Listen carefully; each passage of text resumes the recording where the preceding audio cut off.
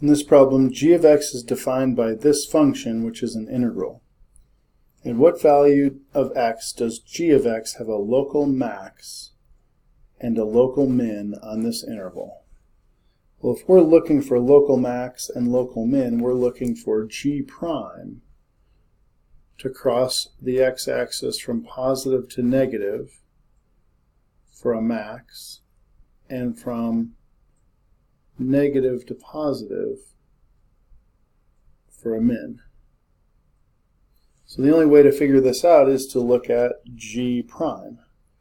So if g of x equals 3 plus the integral from 2 to 2x of 1 minus 2 sine of t cubed dt, then that means g prime of x will be what we need to see. So when we take the derivative of this, then we'll take the derivative of this entire side. And when we do, the derivative of 3 is 0. The derivative and the integral will undo, giving us 1 minus 2 sine of 2x all cubed. But because this integration limit of 2x has a derivative, we have to multiply by that 2. And because this is a constant, then we won't have a second part of our derivative.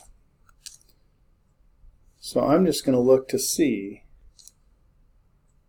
how this function g prime of x equals 0 on the interval from 0 to 3. And so after drawing the derivative of g, you can see that we cross from positive to negative at 0.458, so that's where g will have a max. And then we cross back from negative to positive at 1.112, and so this will be the location of our min, because g prime equals 0 and crosses in those manners.